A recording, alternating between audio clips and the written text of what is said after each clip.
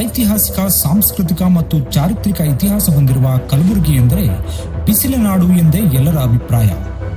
ಆದರೆ ಈಗ ಆಕರ್ಷಕ ಉದ್ಯಾನವನಗಳು ನಿರ್ಮಾಣಗೊಂಡಿವೆ ಎಂದರೆ ಎಲ್ಲರಿಗೂ ಆಶ್ಚರ್ಯವಾಗದೇ ಇರದು. ಈ ಸಾಲಿಗೆ ಹೊಸ ಸೇರ್ಪಡೆ ಎಂದರೆ ಕಲಬುರಗಿಯ ನೂತನ ಮೃಗಾಲಯ.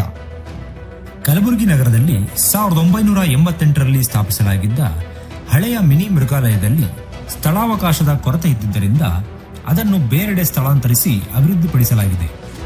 ಚಿತ್ತಾಪುರದ ಮಾಡಬೋಳ ಗ್ರಾಮದ ಬಳಿ 42 ಎಕರೆ 38 ಗುಂಟೆ ಜಾಗವನ್ನು ಮೃಗಾಲಯಕ್ಕಾಗಿ ಮೀಸಲಿರಿಸಿ ಅಭಿವೃದ್ಧಿಗೆ ಚಾಲನೆ ನೀಡಲಾಗಿತ್ತು. ಅದೀಗ ಅಂತಿಮ ಹಂತಕ್ಕೆ ಬಂದಿದ್ದು ಮೃಗಾಲಯವು ಉದ್ಘಾಟನೆಗೆ ಸಿದ್ಧಗೊಂಡಿದೆ. ಹೊಸ ಮೃಗಾಲಯದಲ್ಲಿ ಸಮಗ್ರ ಮೂಲಸೌಕರ್ಯವನ್ನು ಪೂರ್ಣಗೊಳಿಸಲಾಗಿದೆ.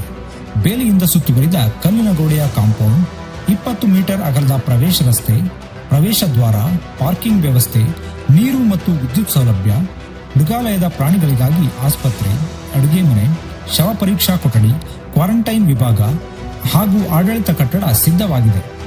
ಇಲ್ಲಿಗೆ ಭೇಟಿ ನೀಡುವ ಸಾರ್ವಜನಿಕರಿಗಾಗಿ ಕುಡಿಯುವ ನೀರು, ಶೌಚಾಲಯ, ಕುಳಿತುಕೊಳ್ಳುವ ವ್ಯವಸ್ಥೆ ಮತ್ತು ಸುಗಮ ಸಂಚಾರ ಮಾರ್ಗಗಳನ್ನು ನಿರ್ಮಿಸಲಾಗಿದೆ.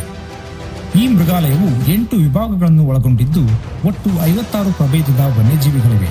ಇದರಲ್ಲಿ ಹುಲಿ, ಸಿಂಹ, ಕರಡಿ ಸೇರಿದಂತೆ ವಿವಿಧ ಸಸ್ತನಿಗಳು, ನಿಶಾಚರಿಗಳು, ಪಕ್ಷಿಗಳು, ಉಭಯವಾಸಿಗಳು ಮತ್ತು ಸರೀಸೃಪಗಳಿವೆ. ಈಗಾಗಲೇ 23 ವನ್ಯಜೀವಿ ವಸತಿ ಸ್ಥಳಗಳನ್ನು ಪೂರ್ಣಗೊಳಿಸಲಾಗಿದ್ದು ಹಲವು ಪ್ರಾಣಿ ಪಕ್ಷಿಗಳನ್ನು ಈಗಾಗಲೇ ಸ್ಥಳಾಂತರಿಸಲಾಗಿದೆ. ಉಳಿದವುಗಳ ಸ್ಥಳಾಂತರ ಪ್ರಕ್ರಿಯೆ ಪ್ರಗತಿಯಲ್ಲಿದೆ.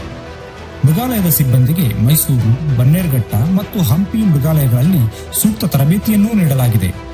ಅನುಭವಿ ಜೀವಶಾಸ್ತ್ರಜ್ಞರನ್ನು ನೇಮಕ ಮಾಡಲಾಗಿದ್ದು ವನ್ಯಜೀವಿಗಳ ಆರೈಕೆಗೆ ಅಗತ್ಯ ಕ್ರಮಗಳನ್ನು ಕೈಗೊಳ್ಳಲಾಗಿದೆ. ಈ ನೂತನ ಮೃಗಾಲಯವು ಕಲಬುರಗಿಯ ಪ್ರವಾಸೋದ್ಯಮದ ಆಕರ್ಷಣೆಯನ್ನು ಇನ್ನಷ್ಟು ಹೆಚ್ಚಿಸಲಿದೆ. ಇದರಿಂದ ಜಿಲ್ಲೆಯ ಆರ್ಥಿಕತೆಗೂ ಬಹುದೊಡ್ಡ ಕೊಡುಗೆ ಸಿಗಲಿದೆ.